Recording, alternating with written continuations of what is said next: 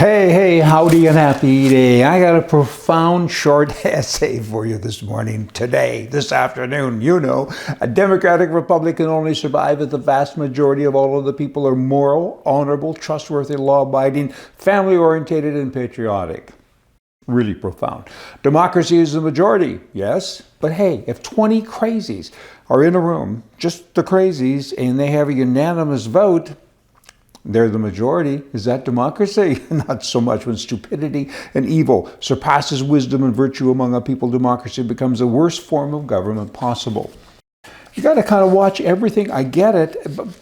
But again, this majority business, republic, we need a republic everywhere in the world. Democracy only works if you have equal and proper representation. Just saying. Now, Biden, Trump, he breaks me up. He makes me laugh every time he does something. In any event, Biden, last week, he had an interview in New York with Howard Stern. And Trump immediately posted to the Truth Social account, his account, inviting Biden to debate him at the courthouse in Manhattan. He says this, Trump: Biden is in New York City today, although probably he doesn't know it, and so am I. I'm stuck in the courtroom and defending myself against the many cases that he instigated as an election interference program against a political opponent. It's the only way that he thinks he can win. Let's do the debate at the courthouse tonight on national television. I'll wait around. Cute. Okay, Canada. Thieves. Thieves steal stuff. That's their business. But in Canada, it's kind of a good business because, you know, there's not a lot of consequences. You can be a drug dealer, you can steal stuff and whatever. I mean, it's a little slap on the wrist sometimes and catch and release. It's kind of a lot of things. Well, a lot of that's going on, you know. But anyway, kind of backfires a little bit on the government.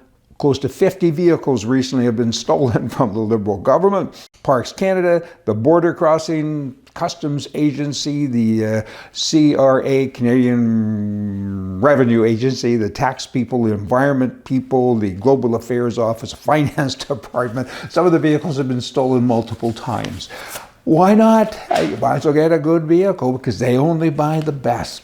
Good grief. A lot of irony there, don't you think? Hey, now, there's a woman that is married to the wannabe Prime Minister of Canada. He's a conservative, Pierre Poilievre, and her name is, I would say, Anna.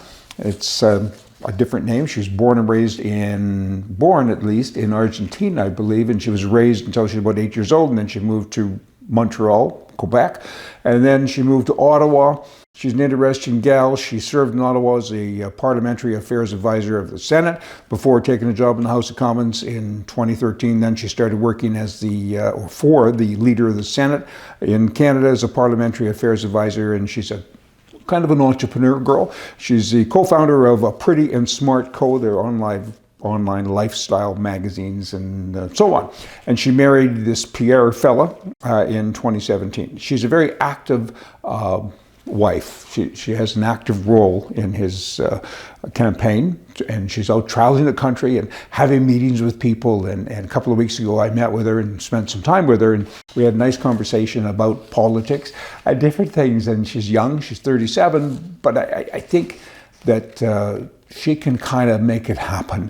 I think because of her husband, who's a professional politician. I mean, we're hopeful. She asked me who I was going to vote for, and I said, I'd vote for a Shetland pony over what's there. In Canada, you vote against people. You don't vote for them. So he's got my vote no matter what. If he never talks, he's got my vote. Isn't that terrible? But that's the way it is.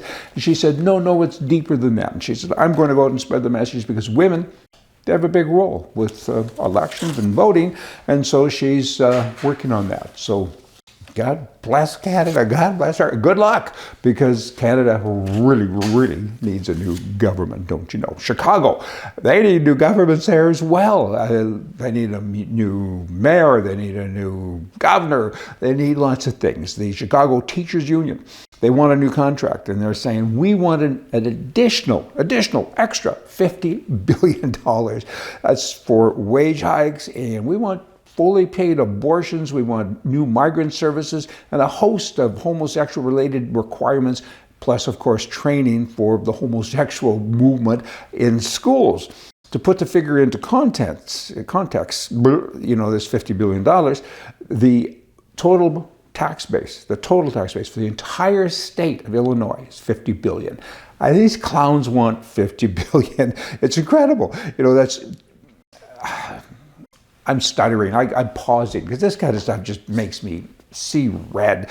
I mean, they don't do a good job. In fact, on the contrary, they do a terrible job. 21% of the people in the 8th grade, 21% are proficient readers. 21%. So that's almost 80% of kids that can't read. And then these clowns say, we're doing a great job, give us a raise. You know what? They don't even say that. They don't say that. Typically, that's what you do. You go to the boss and say, I'm worth money here to you. I make you money. I do a good job. Pay me more.